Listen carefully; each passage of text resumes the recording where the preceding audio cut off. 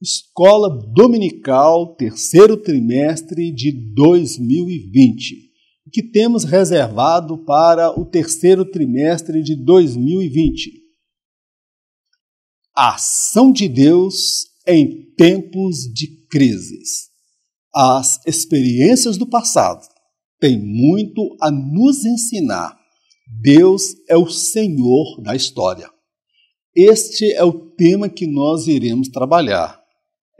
Como Deus trabalhou ao longo da história em meio às crises.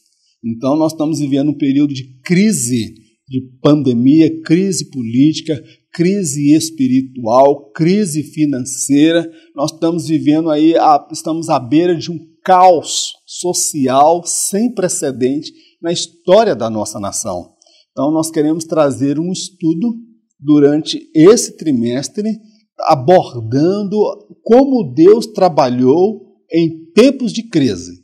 E quando nós olhamos para a Bíblia, nós vemos que lá tem respostas de Deus para os nossos dias. E quais serão os temas? Vamos lá, eu quero compartilhar com você. Olha o cronograma que nós estaremos aí acompanhando durante o trimestre. Lição número 1. Noé, o primeiro isolamento social da história. Na lição de número 2, nós vamos falar de Ruth, a Moabita, Deus reescrevendo uma história de dor. Na lição de número 3, nós vamos estudar Gideão, uma pedra bruta nas mãos de Deus. Na lição de número 4, nós vamos estudar José, um sonhador que espantou o pesadelo da morte no mundo.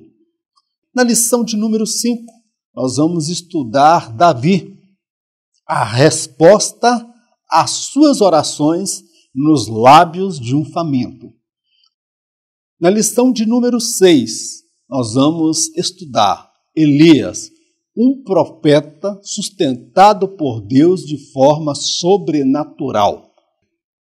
Na lição de número 7, nós vamos estudar Eliseu, reacendendo a fé de uma viúva aflita e endividada.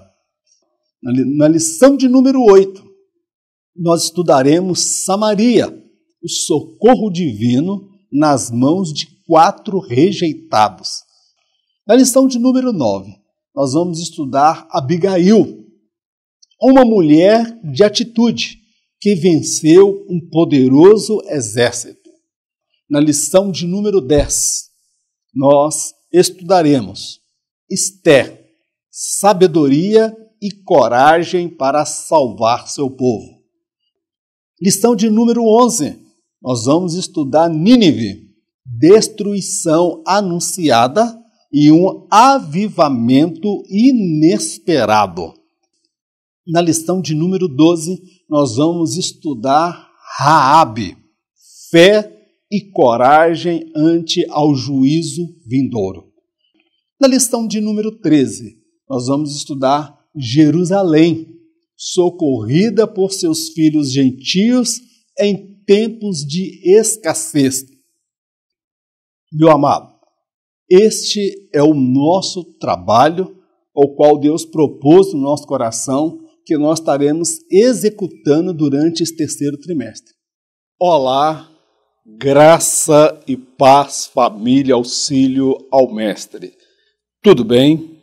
Estamos iniciando hoje a primeira aula do terceiro trimestre de 2020.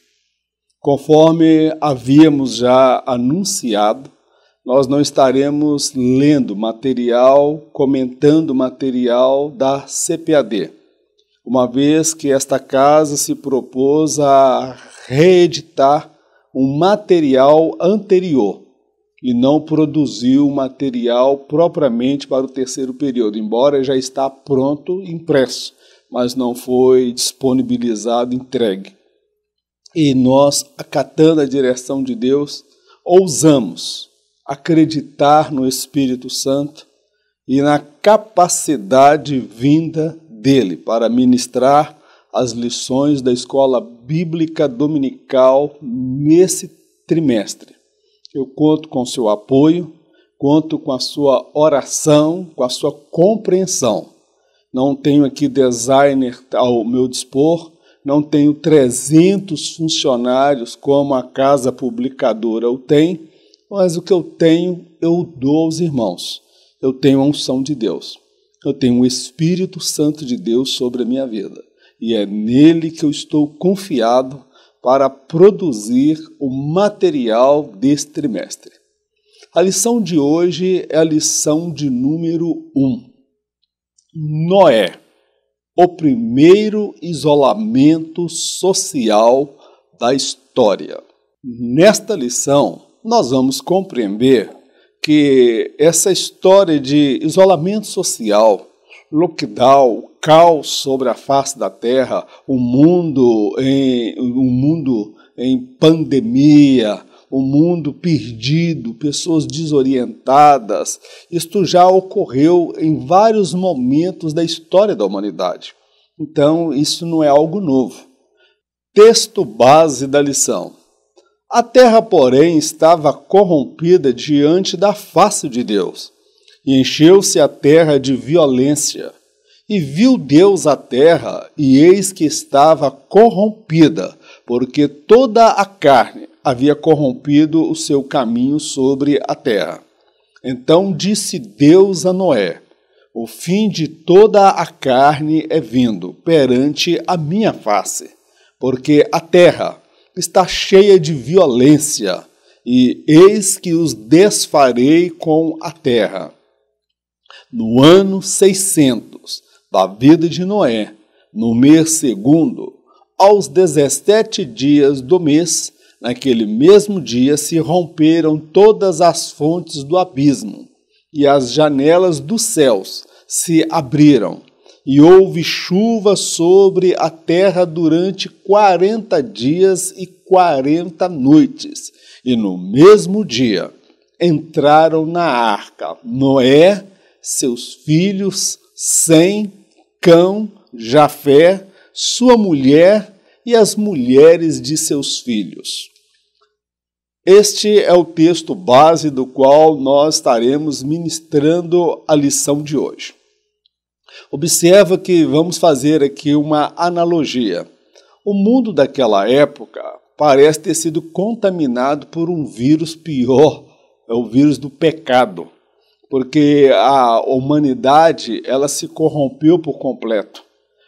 Todos os caminhos do homem eram mau e havia apenas violência, a ponto daquilo pesar no coração de Deus e ele sentiu uma profunda tristeza. Mas ele encontrou em Noé um homem que não havia sido contaminado. Era um homem diferente. Noé vivia diferente no meio de uma geração deturpada e corrompida. Todos estavam contaminados e Deus decide colocá-lo num isolamento social para que pudesse preservar a espécie humana. E quanto tempo durou esse isolamento social? Foi um período, talvez, acredito que foi o maior período de isolamento social da história. Mas nós vamos estudar isto à luz da palavra de Deus e compreender que há vários elementos lá dos dias de Noé se assemelham aos nossos dias. Amém, meu amado? Uma apostasia generalizada.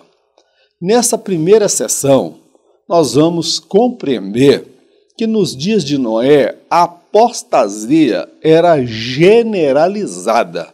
A Bíblia fala que não existe maldição sem causa. Então não foi por um acaso que Deus decidiu destruir o mundo daquela época, porque o homem decidiu viver distante de Deus, distante do seu Criador.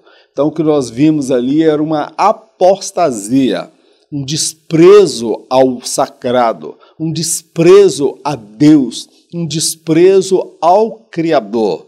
E toda vez que o homem se afasta de Deus, ele vai manifestar toda a sua natureza permissiva, pecaminosa, tudo que há de podre, tudo que há de pior no ser humano, há de se manifestar quando ele se distancia do seu Criador. Então nós vamos estudar nesse tópico esta apostasia generalizada.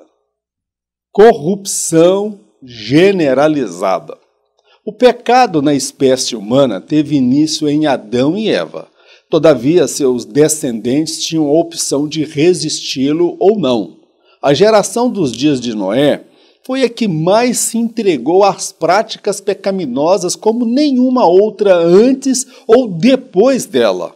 Como um vírus que se propaga, a malignidade, a violência e a injustiça social estava presente em toda a esfera da sociedade. Tratava-se de uma geração completamente ímpia. Jesus se referiu àquela geração como um fato histórico e não uma mera fábula, como muitos afirmam ter sido.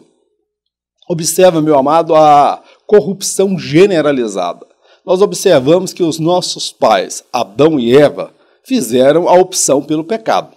Então, todos os descendentes de Adão e Eva herdaram essa natureza pecaminosa.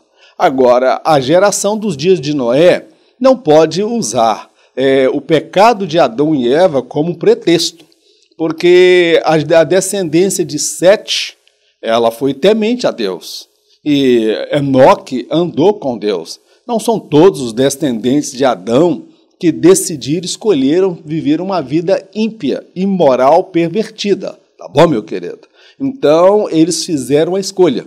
Então, aquela geração, ela se entregou como nenhuma outra geração às práticas pecaminosas, como nenhuma outra antes ou depois dela.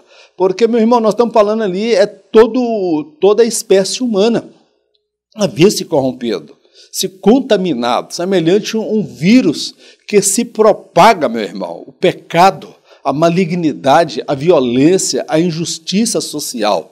Todos estavam presentes em todas as esferas da sociedade, em todas as esferas. Então, tratava-se de uma geração, conforme nós escrevemos, totalmente ímpia.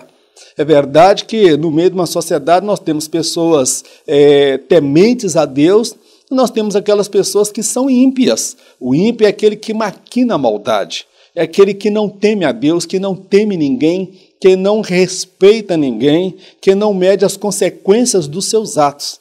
E outra coisa, alguns falam que o dilúvio, aquilo foi uma invenção, que aquilo não ocorreu, aquilo é uma fábula, que não houve esse dilúvio. Meu querido, Jesus se refere àquela geração dos dias de Noé como um fato histórico, como algo concreto. Ele não se refere como uma parábola ou como uma fábula, como muitos afirmam, alguns tentam explicar e afirmar. Aquilo foi um fato ocorrido, uma geração totalmente corrompida. Apostasia universal. A geração antediluviana desprezou a Deus. Ninguém se preocupava em conhecê-lo. Este foi seu maior erro. Ser pecador é uma condição. Viver na prática do pecado é uma opção. O pecado é semelhante a um vírus letal. Se não for tratado, pode conduzir à morte espiritual e física. A longanimidade do Senhor foi confundida com omissão e passividade. Todos estavam na certeza da impunidade. Quando o homem se afasta do Criador, ele se aproxima cada vez mais da degradação moral e da morte espiritual. Não há quem despreze a Deus e tenha um final feliz. Então nós vamos ver que a apostasia ela foi universal. Por que universal? Porque ela envolveu todos os habitantes do planeta, todos os seres humanos. Eles eram ímpios. O maior erro que eles cometeram, essa geração antediluviana, antes do dilúvio dos dias de Noé, foi uma geração que não se preocupou em ter conhecimento de Deus. O que leva uma nação, um povo, a se perder, se corromper, é a falta de interesse de conhecimento de Deus. E quando o homem não busca ter conhecimento de Deus, ele vai conhecer o que há de pior na sua natureza, a sua natureza pecaminosa. Eu destaco o seguinte: ser pecador é uma condição. Eu nasci como descendente de Adão. Eu nasci com a semente do pecado. Agora, viver na prática do pecado, aí é uma opção. É o pecado experimental. Existe o pecado enquanto condição, porque você nasceu nele. Existe o pecado enquanto opção. Você optou aquela geração, embora fosse descendente de Adão e Eva, descendente também de Sete. Nós precisamos destacar homens aí notáveis depois de Adão e Eva. Mas esta geração foi a geração pervertida, que ela escolheu viver no pecado. Então, eu destaco que o pecado, meu irmão, ele é semelhante a um vírus letal. Nós estamos vendo aí o coronavírus, ele causando vítimas, ceifando vidas. Então, o pecado, meu irmão, ele é pior do que o coronavírus, porque ele mata. Ele distancia o homem de Deus. Então, se esse pecado ele não for tratado, onde é que se trata? É com antiviral, é com cloroquina, com médicos especializados? Não. Esse pecado só é tratado diante de Deus confessando, reconhecendo o seu erro, o seu pecado. E aquela geração assim não fez. Ela não passou pelo tratamento. E isso conduziu-os à morte espiritual. Primeiro eles estavam mortos espiritual, a morte física foi uma consequência da morte espiritual que já reinava naquela geração. Outro erro que eles cometeram, eles confundiram a longanimidade do Senhor com omissão e passividade. O fato de Deus não trazer o juízo, o fato de Deus não matar, o fato de Deus não trazer uma sentença de imediato, é porque era em virtude da sua longanimidade, porque Deus ele é tardio em irar-se. Deus dá tempo para o homem se arrepender. E eles confundiram a longanimidade de Deus com omissão e passividade. E nos nossos dias não é diferente. As pessoas pensam que podem viver numa vida de miséria, numa vida de pecado, fazer tudo o que desejam, porque Deus é amor, Deus é longânimo, Deus é misericórdia. Aquela geração cometeu esse equívoco. Todos estavam na certeza da impunidade. E em breve eles seriam surpreendidos pela justiça de Deus. Destaco ainda que quando o homem se afasta do Criador, quando o homem se distancia de Deus, ele se aproxima cada vez mais da degradação moral e da morte espiritual. O apelo de Deus a uma geração pervertida. Noé se destacou na sua geração por ser um homem justo e por pregar a justiça divina a todos. Embora a mensagem fosse genuína, os ouvintes não lhe deram crédito. Alguns afirmam que a pregação de Noé era de juízo, não havendo espaço para a salvação. O profeta Jonas pregou em Nínive o juízo divino. Todos deram crédito à mensagem e se humilharam diante de Deus. A sentença de destruição foi anulada. A mensagem de juízo pode gerar arrependimento ou desprezo por parte dos ouvintes.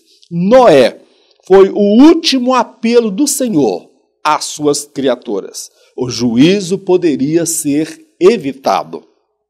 Dentro desse tópico nós vamos compreender que Noé, ele foi o pregador da justiça. Ele foi usado por Deus para pregar, para falar da justiça, para falar da retidão. Ele não somente vivia uma vida santa, mas ele pregava a todos a justiça de Deus. Porém, ninguém dava crédito à mensagem de Noé. A mensagem era verdadeira, a mensagem era autêntica, a mensagem de Noé era uma mensagem de juízo, era uma mensagem que Deus iria destruir, que Deus iria trazer a sentença e o juízo sobre aquela geração, mas ninguém deu crédito. Alguns teólogos afirmam que a mensagem de Noé não havia espaço para arrependimento. Então, por que Deus mandou ele pregar, meu querido? Nós vamos olhar o seguinte, o profeta Jonas. Deus pega o profeta Jonas, manda ele pregar lá em Nínive. Uma terra pagã, uma terra cheia de violência, pessoas ímpias, e aquela maldade chegou até o trono de Deus e Deus decidiu destruir a cidade. E o profeta Jonas vai até a cidade de Nínive trazendo uma pregação de juízo. Ele não manda ninguém arrepender, ele não manda ninguém se humilhar, ele não manda ninguém endireitar suas veredas. A mensagem dele era de destruição. Só que, no meio do processo, o povo se arrependeu e deu crédito na mensagem de Jonas. Já a mensagem de Noé, ninguém deu crédito. Então eu compreendo que até a sentença que Deus estabelece, há sim a possibilidade do arrependimento, a possibilidade da mudança de postura, porque Nínive é a prova viva de que aquela geração de Noé poderia ter se arrependido, poderia ter se humilhado diante daquela pregação, mas eles persistiram viver na vida de pecado. Então destaco que a mensagem de juízo, ela pode gerar tanto arrependimento quanto desprezo por parte dos ouvintes. Então o problema não está na mensagem, o problema está nos ouvintes, tá bom, meu querido? A arca, um símbolo de juízo e salvação. Nesta sessão, nós vamos compreender que a arca que Noé construiu, ela é um símbolo do juízo de Deus para aquela geração que se apostatou, aquela geração ímpia, pervertida. Mas a arca de Noé, ela é também símbolo de recomeço, de salvação, porque através daquela arca, Deus deu um reinício à história humana. Então a arca de Noé, ela é um símbolo de juízo e também de salvação. A cruz de Jesus é um símbolo de juízo e também de salvação. A igreja, ela é um símbolo de juízo de Deus e também de salvação. Um juízo anunciado. Quando o homem resiste a alguns atributos de Deus como bondade, misericórdia, longanimidade e compaixão, ele irá se deparar com a sua justiça plena. O Senhor propôs em seu coração destruir a todos. O juízo se daria através das águas que inundariam todo o planeta. Não seria apenas um evento local, conforme alguns acreditam. Um erro cometido por muitos ao longo da história é se valer do amor de Deus para justificar uma vida de pecado. O Senhor ama a todos, mas não suporta tudo. Ele é o único ser em que a justiça e o amor andam em harmonia. Um não atropela o outro. Noé foi o único em sua geração a discernir esta verdade. Então, observa o seguinte, amado. O juízo ele foi anunciado. Primeiro, Deus ele avisa. Então, para Deus trazer uma sentença, primeiro as pessoas têm que estar cientes de que haverá um juízo. As pessoas cientes de que haverá um juízo, elas podem se arrepender, podem se humilhar, podem se voltar para Deus, como foi Nínive. Agora, eu destaco aqui, quando o homem ele resiste a algum dos atributos de Deus, como bondade, misericórdia, longanimidade e compaixão, primeiro vem a bondade, vem a misericórdia, a longanimidade, a compaixão, o amor. Então nós vemos o homem resiste esses atributos. Quando o homem resiste esses atributos, ele vai se deparar com a justiça plena de Deus. Então, meu amado, compreenda uma coisa. Deus ama a todos, mas ele não suporta tudo. Deus não aceita tudo. Há muitos que usam o amor de Deus para justificar uma vida de miséria, uma vida de pecado, uma vida na sarjeta, porque ele fala que Deus é amor, Deus é bondade, Deus é misericórdia, Deus é longanimidade, Deus é compaixão. E, de fato, Deus é tudo isso. Porém, Deus é justiça. Ele é fogo consumidor. E a horrenda coisa é cair na mão do Deus vivo, tá bom, meu amado? Um erro cometido por muitos ao longo da história é se valer do amor de Deus, irmãos, para justificar uma vida de pecado. Ah, Deus me ama, Deus vai me dar tempo, Deus vai me dar a oportunidade. Aquela geração achou que era assim, que Deus os amava, porque na mesa não faltava comida, não faltava alimento, e eles começaram a medir a espiritualidade ou a bondade de Deus a favor das bênçãos materiais, porque era uma geração próspera. Então, meu querido, compreenda, Deus é o único ser em que a justiça e o amor andam em plena harmonia. Há pais que não sabem trabalhar com esses dois elementos, justiça e amor. Então, Deus é o único ser onde o amor e a justiça andam em plena harmonia. O amor não atropela a justiça, não anula a justiça, e a justiça não anula o amor. Há um momento para cada coisa, há tempo para todas as coisas, meus queridos. Noé, ele foi o único naquela geração a compreender isso, que Deus é amor, mas Deus também é fogo consumidor, Deus é justo. O que levou Noé a viver uma vida justa? Primeiro, porque ele amava a Deus. Segundo, ele sabia que Deus é amor, mas Deus ele é fogo destruidor, fogo consumidor. Deus ele estava dando tempo para aquela geração se arrepender. Como não se arrependeram, Deus trouxe o juízo. Meu amado, nos nossos dias não é diferente.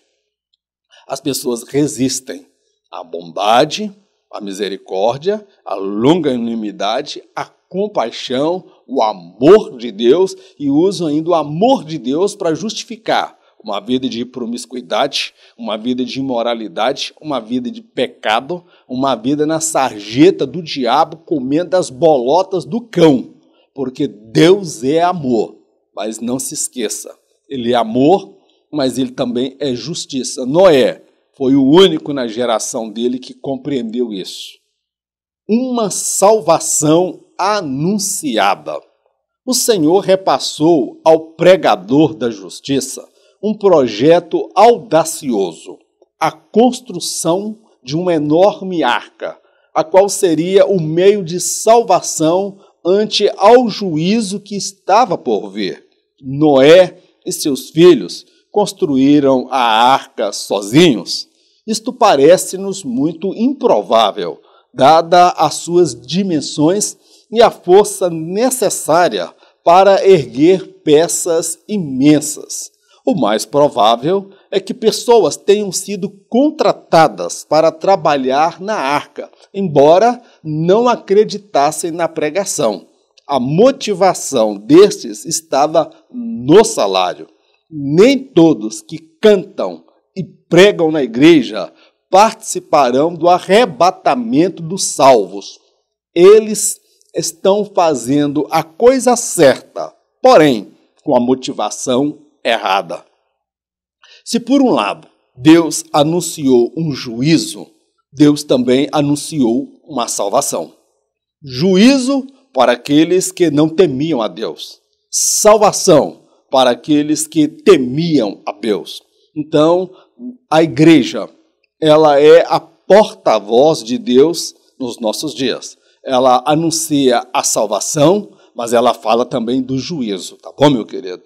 Então, quando Deus anuncia a salvação, Deus passa para Noé um projeto audacioso. Por quê? A arca de Noé foi o maior empreendimento do mundo da sua época.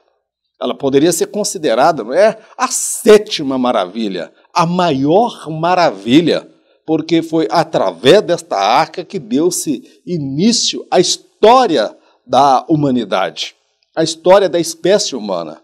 A construção desta arca, irmãos, é uma coisa fabulosa. Esta arca tinha 137 metros de comprimento, aproximadamente 24 metros de largura, 3 andares, 3 pavimentos. Aí eu pergunto para você, você acredita que Noé construiu aquela arca sozinho? Somente ele e os seus 3 filhos? Vamos colocar que colocasse as mulheres para trabalhar. Eu acho muito improvável.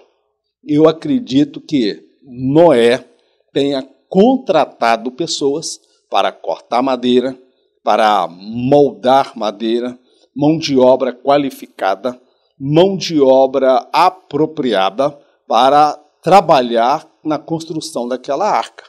Porque aquela arca tinha dimensões, irmãos, quase que de um transatlântico. Era uma arca imensa. As dimensões dela, meu irmão, era uma coisa monstruosa. 3 pavimentos. Tinham peças ali que pesavam toneladas. E não era possível um número limitado de pessoas, 4 pessoas ou 8 pessoas, erguer aquelas peças. Então, eu destaco que muitas pessoas, acredito eu, quero levá-lo a compreender que assim o é, que muitas pessoas foram contratadas para trabalhar na arca de Noé, mas a motivação de trabalhar na arca não era em função da salvação oferecida, não era em função porque eles creram na pregação de Noé, eles estavam ali por conta do salário, por conta do dinheiro, por conta do pagamento. Eles não estavam nem aí por conta da motivação de Noé. O que motivava-os a trabalhar naquela arca era a certeza do salário, era a certeza do sustento. Então, meu amado, fazendo aqui uma analogia, nem todos que cantam e pregam na igreja participarão do arrebatamento dos salvos e corre o risco de não é perder a salvação, é de ficar do lado de fora, é comparecer perante o juízo de Deus. Ah, irmão Mauro, mas a pessoa está cantando na igreja, está pregando na igreja. Verdade. Eles estão semelhantes à geração de Noé, estão fazendo a coisa certa, porém com a motivação errada. Então, meu amado, não vai dar certo. Muitos trabalharam na arca, mas não foram salvos pela arca. Muitos estão trabalhando na igreja, fazendo fortuna na igreja, não estão pregando por conta da motivação de almas. Estão pregando, cantando, motivados pelo dinheiro, motivados pelas vantagens. Então, meu querido, Deus, ele julga tudo isso. Nem todos que trabalharam na arca foram salvos pela arca. Deus deu o projeto a Noé. E Noé, com certeza, ele era uma pessoa que possuía recursos, era uma pessoa que recebeu o projeto e ele executou o projeto. Mas ele é bem provável que ele tenha contratado mão de obra. Tá bom, meu amado? A pregação interrompida por Deus. Após pregar inúmeras vezes a uma geração rebelde, Deus disse para Noé entrar na arca com sua família e todos os animais. Foram 7 dias sem pregação, um silêncio que, em breve, seria rompido pelos gritos de homens e mulheres que não deram crédito à palavra do Senhor. No coração de Noé havia um sentimento de dever cumprido e um lamento. Nunca mais ele e sua família veriam seus entes queridos. Em poucos dias, todos descobririam tarde demais que a pregação dos lábios do pregador, por mais desagradável e dura que fosse, era totalmente inspirada pelo Senhor Deus. Meu querido, a pregação interrompida. É quando Deus disse para Noé: Noé, cesse a pregação. Não pregue mais a mensagem do juízo. Esse povo é um povo obstinado, é um povo ímpio, é um povo de coração duro. Esse povo, ainda que tu pregue 1000 anos, esse povo não irá se arrepender. E Deus ordena Noé a entrar dentro da arca. E ali ele entra dentro da arca depois de pronta, com a sua esposa e seus filhos. E quem trabalhou na arca, conforme eu já destaquei, não entrou na arca, ficou do lado de fora. Foram 7 dias, as pessoas talvez acreditando, o maluco entrou na arca, o doido entrou na arca, até que enfim aquele homem parou de pregar no nosso ouvido, até que enfim aquele homem parou de falar de juízo, até que enfim aquele homem parou de pregar a mensagem de juízo, até que enfim, graças a Deus, que o maluco entrou para dentro da arca. Então foram 7 dias de silêncio. Mas aquele silêncio, em breve, seria rompido pelos gritos de homens e mulheres que não deram crédito à palavra do Senhor. 7 dias depois que Noé entra na arca e que não houve mais pregação na terra, a Bíblia fala que o abismo se rompeu e as janelas do céu se abriram. Veio fonte de água por baixo subindo, jorrando, e água descendo de forma abundante, meu irmão, torrencial sobre a terra. Era água vindo de cima e água vindo por baixo. E aquelas pessoas agora, quando se deram conta de que a mensagem de Noé era verdadeira, começaram a gritar: Noé, abre a arca, agora nós acreditamos na sua mensagem. Noé, tenha compaixão, abre a arca. Mas já era tarde demais. Eu fico imaginando aqueles 7 dias dentro da arca, Noé aguardando, junto com a sua família, orando. No coração havia 2 sentimentos. O primeiro sentimento, dever cumprido. Pregamos, construímos, nos empenhamos, fizemos o melhor que poderíamos ter feito. E uma dor, um sentimento de lamento, porque aquelas pessoas que estavam lá fora eram tios, cunhados, parentes, irmãos, sobrinhos, eram todos entes queridos de Noé. Ficava tudo lá de fora. Das esposas de Noé, todos morreram. Nunca mais eles veriam o rosto daquelas pessoas. Eles ouviriam os gritos daquelas pessoas. Então, 7 dias depois, as pessoas compreenderam que a pregação de Noé era verdadeira. Era uma pregação dura, era uma pregação que não massageava o ego de ninguém, não era uma mensagem de autoajuda, era uma mensagem de juízo, mas era uma mensagem que traria libertação, que trataria com o pecado. E a mensagem de Noé era uma mensagem totalmente inspirada pelo próprio Deus, mas eles descobriram isso tarde demais. Isolamento social, período de trabalho, estresse e cansaço. Quem pensa que a arca de Noé foi um lugar de deitar na rede, dormir de manhã, dormir de noite, acordar 10 da manhã, está totalmente equivocado. A arca de Noé, ela foi caracterizada por um período de intenso trabalho. Eles tinham que alimentar muitos animais. Foi aquele isolamento social, aquela família confinada dentro daquela arca, estava envolvida com o trabalho, com estresse e cansaço. Eram muitas atividades ao longo do período que eles permaneceram naquela arca. É sobre isso que nós queremos falar dentro dos próximos subtópicos. Uma família em isolamento social. O maior isolamento social já registrado na Bíblia se deu na Arca de Noé. Uma família ficou confinada durante um período de 1 ano e 10 dias. O início do confinamento foi marcado por gritos de desespero das pessoas que ficaram do lado de fora e um forte odor de corpos boiando sobre as águas, um verdadeiro cenário de morte. A família de Noé desconhecia quanto tempo duraria o confinamento, em qual direção estavam indo, o que o futuro lhes aguardava, como recomeçariam suas vidas. Eles necessitavam confiar em Deus para superarem os traumas, temores e indagações.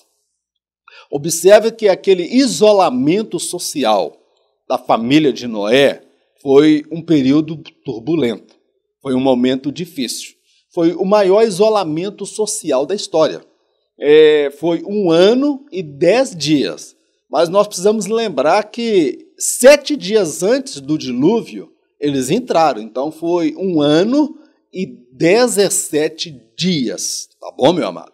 1 ano e 17 dias que eles ficaram confinados. Já parou para pensar num negócio desse, irmãos? Você está achando que esse lockdown aí, ficar em casa, é coisa de agora? Meu querido, do lado de fora imperava a morte, lá dentro da arca a salvação. Então, quem estava na arca, trabalhou na arca, se envolveu com a arca e creu na pregação, estava protegido. O início do confinamento foi marcado por gritos de desespero das pessoas que ficaram do lado de fora. Primeiro, o que iniciou o confinamento, depois de 7 dias, grito. Imagina gritos e mais gritos de desespero, gente morrendo afogado, pai chorando pelo filho, gente subindo no telhado, gente subindo na árvore, gente subindo nos montes e grito de todos os lados. Um outro momento foi um momento em que corpos boiando, corpos em estado de decomposição, era um odor terrível, era um odor insuportável daquelas pessoas que morreram, sucumbiram ante o juízo de Deus. Um verdadeiro cenário de morte. Meu querido, nós não estamos vivendo isso, mas Noé viveu isso. Um isolamento social, vida dentro da arca, morte fora da arca. Na arca tinha odores, sim, de animais, mas fora da arca havia a carniça, a podridão, um odor insuportável. Na arca era o lugar de trabalho, mas fora da arca era o lugar dos mortos, dos corpos podres, dos corpos boiando. A família de Noé, ela entrou na arca, ela sabia quando entrar, porque Deus mandou entrar.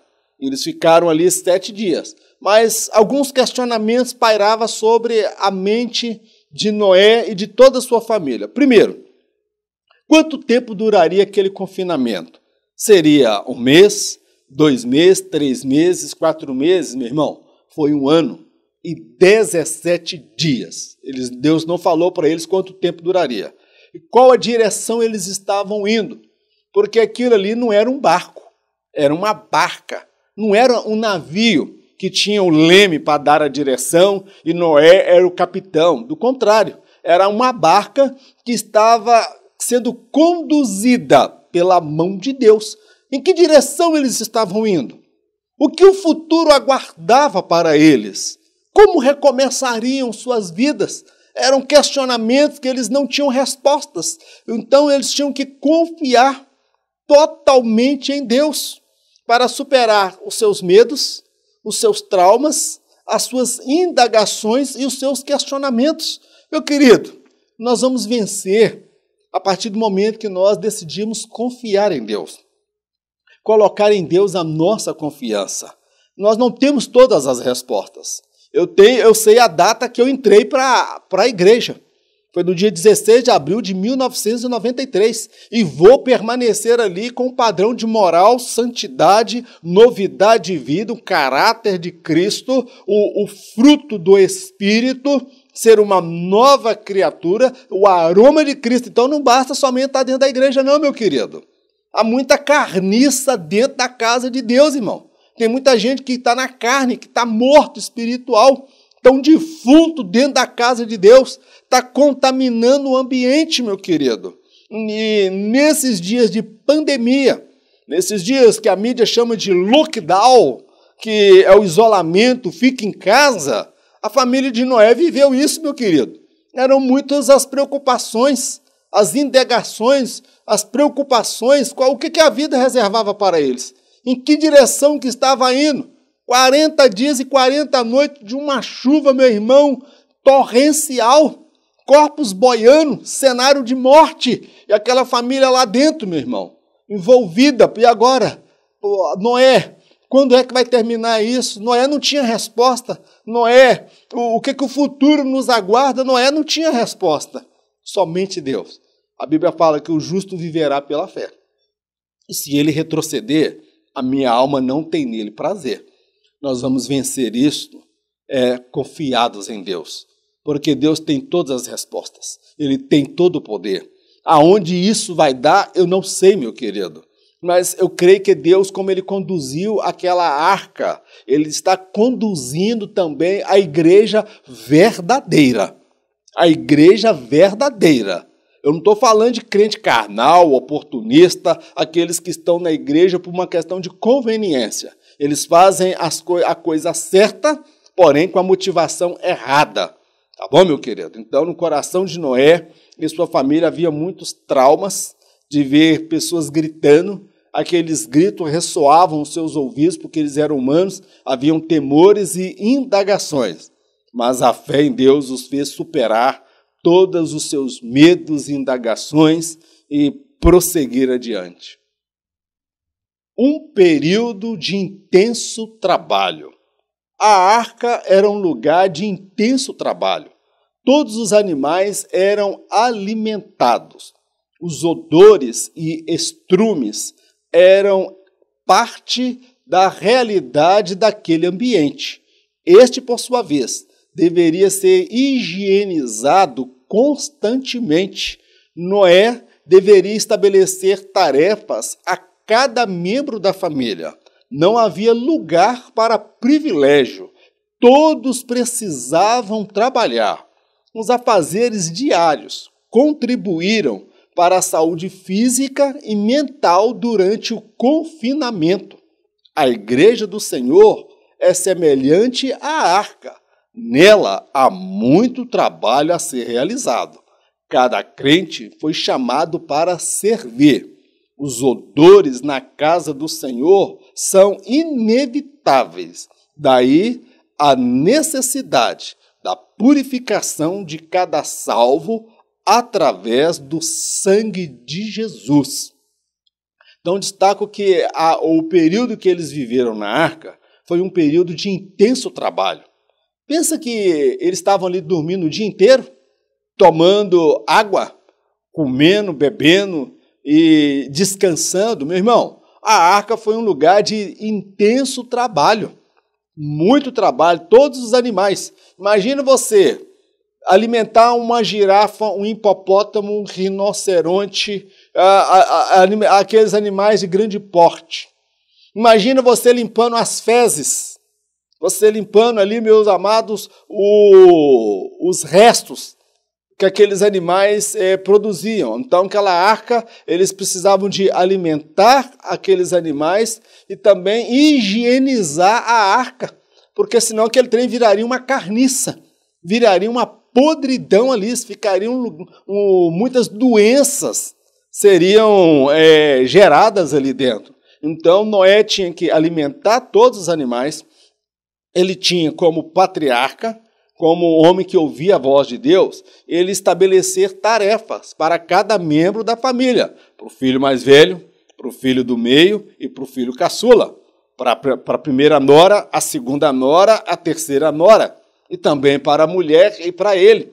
Então era um lugar de distribuir tarefas. Não tinha aquele negócio de um ficar pendurado no pescoço do outro, não, meu querido.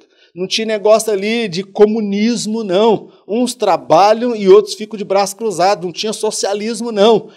Quem trabalha come, quem não trabalha fica sem comer, meu querido. Era muito trabalho.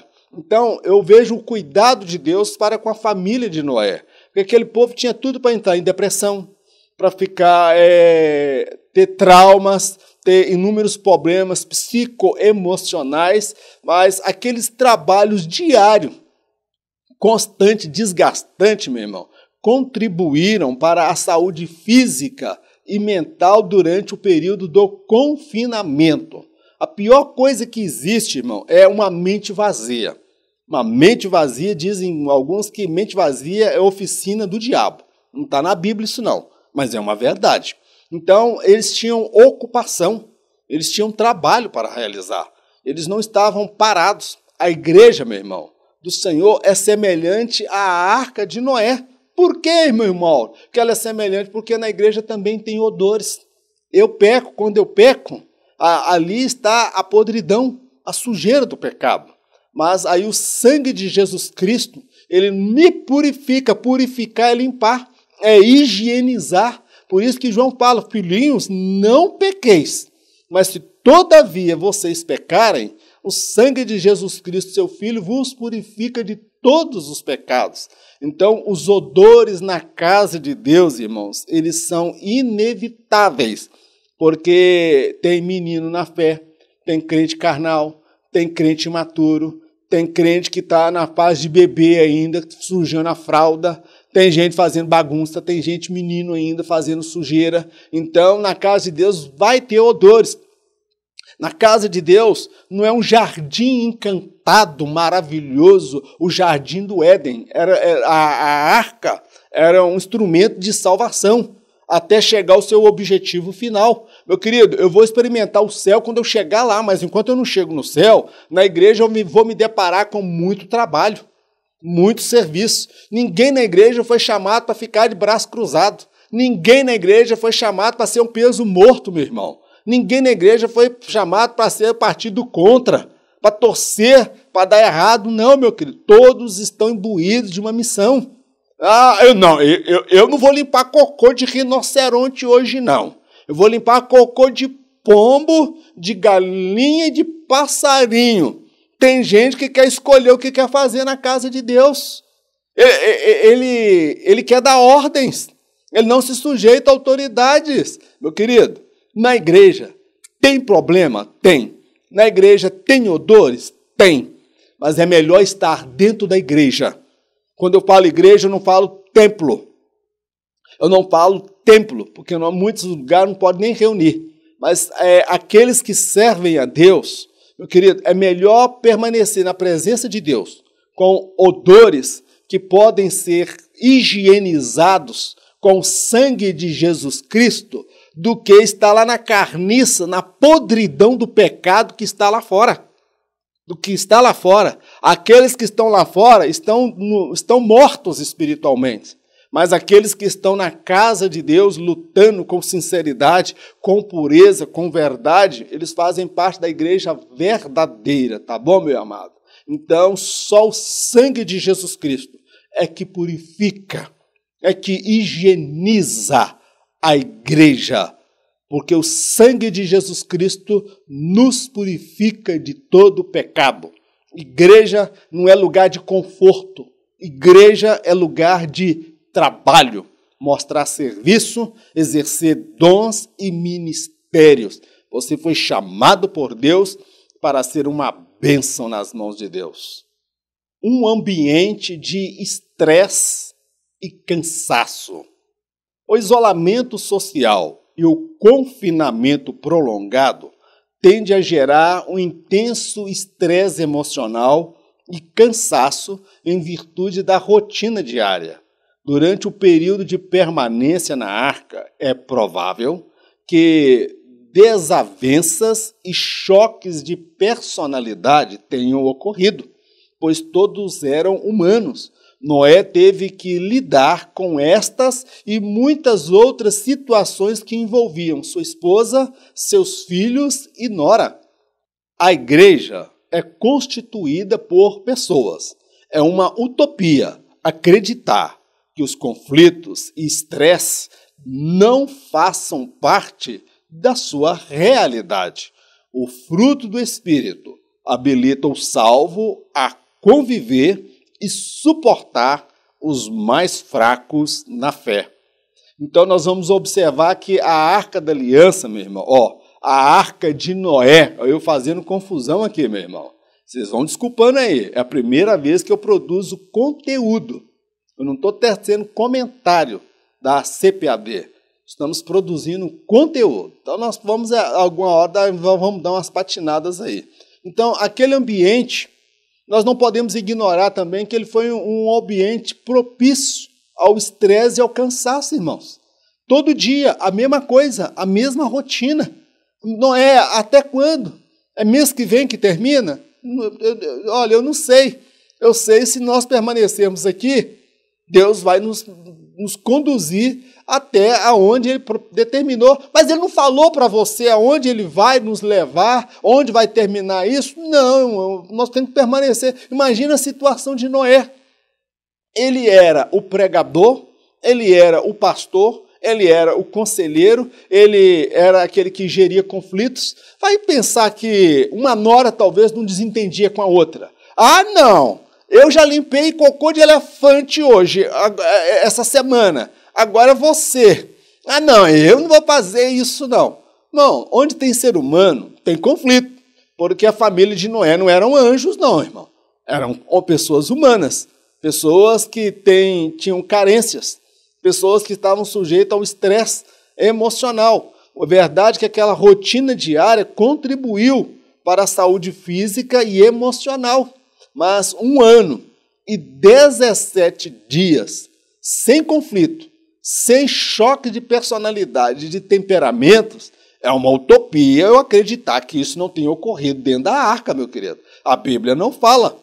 Mas por se tratar de seres humanos, pessoas, que a estrutura psicoemocional é a mesma que a minha, que a sua, de qualquer um outro, esse estresse, o cansaço, ele surgiu ali. Então Noé, ele teve que fazer o quê? Administrar os conflitos, resolver, não deixar que aqueles problemas tomassem proporções maiores. Então, meu querido, a igreja, ela é constituída de pessoas, pecadores, descendentes de Adão, com temperamento colérico, sanguíneo, melancólico, fleumático. Tem gente pavio curto, tem gente folgado, tem gente abusado, tem gente aí de tudo quanto é tipo dentro da igreja, meu irmão. Então, a igreja é um ambiente que muitas vezes é um ambiente marcado por conflito, estresse emocional, que a gente quer desistir. Quem nunca pensou em desistir? Você não levantou seu dedo, não? Tô achando que tu é anjo. Quantas vezes já pensei em desistir, irmão? Por causa de conflito dentro da igreja, briga, confusão, estresse. E agora é melhor permanecer na igreja, ainda que tenha conflitos e estresse, do que fora da igreja, onde está a carniça, a podridão, a morte certa, meu querido. Só havia esperança para quem estivesse dentro da arca e não fora da arca. Aí eu destaco que o fruto do Espírito habilita o crente a conviver e suportar os mais fracos na fé. Dentro da igreja é como a arca de Noé. É Deus trabalhando. Tem conflito? Tem. Mas Deus é a solução. Tem choque de personalidades na igreja? Tem. Mas o fruto do Espírito, ele vai capacitar, habilitar o crente a conviver e a suportar os mais fracos na fé. Amém, meu amado? O confinamento chega ao fim. A família que o Senhor salvou do dilúvio experimentou momentos de angústia, lágrima, aflição e ansiedade dentro da arca. Noé entrou na arca quando Deus lhe falou. Ele só sairia quando ouvisse novamente sua voz. Após 1 ano e 17 dias, o Senhor lhe disse: sai da arca, tu com tua mulher e teus filhos e as mulheres de teus filhos. Ali se encerrou o período do confinamento e se iniciou uma nova história entre Deus e o homem. O salvo está neste mundo e em breve será retirado dele. Isto se dará quando a voz do Senhor lhe disser: venha, é chegada a hora. Glórias, aleluias, santo, santo, santo é o nome do nosso Deus. É o que eu aguardo. É a voz do meu amado, é a voz do meu Senhor bradando: venha, ó amada minha, porque é chegada a hora. Aleluia, santo, santo, santo, glórias ao nome do Senhor. Chegar agora o final do confinamento. Noé, meu querido, ele, dentro daquela arca, com a sua família, enfrentou momentos de angústia. Quem não sofre a angústia da saudade do pai, saudade da mãe, saudade do ente querido que morreu, que as lembranças ainda estavam na mente deles. Eles passaram um momento de angústia, momento de choro, de lágrima. Eles choraram. Quem está na presença de Deus passa por angústia, passa por lágrima, aflição, ansiedade. Eles enfrentaram tudo isso dentro da arca. Noé, ele entrou na arca quando Deus lhe falou, encerrou a pregação e falou: Noé, entra na arca, entra na arca. E ele só sairia da arca quando ouvisse novamente a voz de Deus falar com ele. E quando foi que Deus falou com Noé novamente? 1 ano e 17 dias. Ou seja, Noé sabia quando entraria na arca, mas ele não sabia quando deveria sair da arca. Ele foi tentado, imagino eu que ele foi tentado por diversas vezes a sair antes, quando as águas secaram, quando parou a chuva. A terra estava enxuta. Enxuta não é seca. Enxuta não é seca. Eu lavo roupa, eu sei disso. Uma coisa é a roupa que está enxuta. Acabei de passar pelo tanquinho, jogo na máquina de lavar para enxaguar e ela sai dali enxuta. Parece que está seca, mas eu não posso vestir. Ela não está apta. Noé, ele discerniu. A terra estava enxuta, mas Deus não havia falado com ele. A terra ficou seca e Noé não saiu da arca.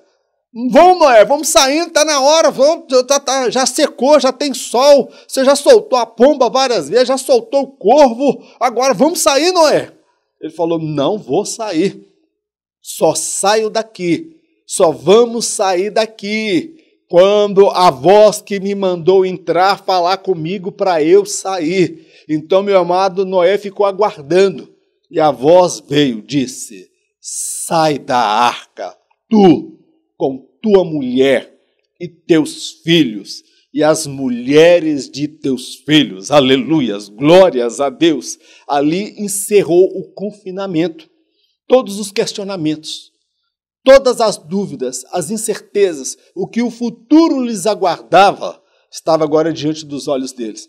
A arca parou no Monte Ararat, no ponto alto. A arca não parou no baixo. A igreja, ela vai ser elevada. A igreja vai ser retirada dessa terra. Nós sabemos quando aceitamos a Jesus e entramos para a igreja, mas nós não sabemos quando ele voltará. Ele virá como um ladrão na noite. Quando nós não sabemos o dia e a hora, nós precisamos vigiar. Há muitos que são tentados a sair da arca antes da hora. Muitos desanimam, muitos apostam da fé, apostasia espiritual, abandonam a fé, naufragam na fé, sai da igreja, meu querido. Só vai ser salvo realmente e experimentar o arrebatamento aquele que permanecer. Não é necessariamente dentro da igreja, não. Aquele que tiver plena comunhão com o Espírito Santo de Deus, meu querido. Aquele que ouve a voz do Espírito Santo. É aquele que tem comunhão com o Espírito Santo, fala com ele. E como é que eu ouço a voz do Espírito Santo? Jejum, oração, leitura da palavra, envolvido com o pecado, com o mundo, meu querido. Do jeito que está a igreja aí hoje, meu querido, muitos precisam despertar. Precisamos ouvir a voz do Espírito Santo. Precisamos ser sensíveis à voz do Espírito Santo, porque o salvo está neste mundo, E em breve ele será retirado. Em breve. Os sinais estão aí. As evidências das profecias estão se cumprindo, meu querido. Praga de gafanhoto, pandemia, isolamento, as economias se quebrando, uma guerra em curso, o mundo em desespero, mas aqueles que estão dentro da arca, que estão dentro da igreja verdadeira, eles sabem que dentro em breve, uma voz vai bradar lá do alto do céu, e a voz do meu Senhor que vai dizer: venha, é chegada a hora, amada minha. Venha, você que purificou, você que santificou, você que viveu uma vida santa, você que viveu uma vida separada, você que viveu uma vida reta, venha para o meu encontro, porque nós vamos para as bodas, nós vamos celebrar esse momento. Meu querido, eu não sei quando isso vai se dar, mas eu só saio da igreja quando o Espírito Santo falar: venha, é chegada a hora, e eu vou subir, receber um corpo glorificado, aleluia, e estarei para sempre com o meu Senhor. Que o Espírito de Deus complete ao teu coração aquilo que nós não conseguimos fazer em virtude das nossas limitações. A arca de Noé era símbolo de juízo, mas também símbolo de salvação. O dilúvio foi universal e não parcial, como alguns teólogos afirmam. O dilúvio foi universal. A ciência, ela comprova isso hoje, que há elementos que comprovam que o dilúvio foi universal. Não foi uma fábula, não foi uma história, aconteceu. E a volta de Jesus, ela é real. Ele voltará para buscar um povo que vive diferente, que fala diferente, que veste diferente, que tem um viver diferente da sociedade. Que Deus tenha misericórdia das nossas vidas e que nós estejamos aptos, preparados para encontrar com o Senhor. Vamos orar? Senhor, nós te agradecemos por esta oportunidade de aprendermos juntos a Tua palavra. A Ti toda a honra, toda a glória, todo louvor e toda adoração. Ensina-nos, ó Pai, esses dias que estamos vivendo, é dia de estresse, dias de incerteza, dias de medo, dia de morte, muitos entes queridos já partiram, muitos familiares, ó Pai, estão desorientados, preocupados, mas, ó Pai, a família de Noé passou por tudo isso. Mas o trabalho e a mente ocupada foi uma bênção que o Senhor deu para eles. Que cada servo seu aprenda a ser frutífero nesse período de pandemia. Que ele faça algo na obra do Senhor. Não necessariamente dentro do templo, mas fora do templo. Que ele ligue, que ele pregue, que ele anuncie, que ele faça algo, Senhor. Meu Deus, nós precisamos envolver com a obra do Senhor. Precisamos estar sensíveis à voz do Teu Espírito. O Senhor disse para Noé entrar na arca e ele entrou na arca. E quando chegou o momento de sair, ele só saiu quando o Senhor falou com ele. Meu Deus, nós aguardamos com expectativa o momento em que o Senhor virá buscar a sua noiva, com o toque da trombeta, com voz de arcanjo, e o Senhor der a voz de comando. Meu Deus, nós queremos ouvir o toque desta trombeta, a voz de comando, e estarmos aptos, preparados, purificados, santificados, para encontrar com o Senhor por sobre as nuvens. Não permita que teu povo, Senhor, aqueles que te adoram, venham desistir do projeto chamado igreja. Igreja tem conflito, tem problemas, tem odores, tem estresse, desentendimento, mas é o melhor lugar para estar. É o melhor lugar para estar, com todos os problemas. Meu Deus, esta igreja ela tem uma promessa. Dá-nos o fruto do Espírito para suportarmos e convivermos com aqueles que são mais fracos na fé, meu Pai. Meu Deus, nós queremos te agradecer por esse estudo direcionado pelo Teu Espírito. A Ti toda a honra e toda a glória no nome de Jesus, hoje e para todos sempre. Amém. Que o grande amor de Deus, a graça do nosso Senhor e Salvador Jesus Cristo, as doces consolações do Espírito Santo de Deus seja com todo o povo de Deus, não somente hoje, mas para todo o sempre. Em nome de Jesus, amém.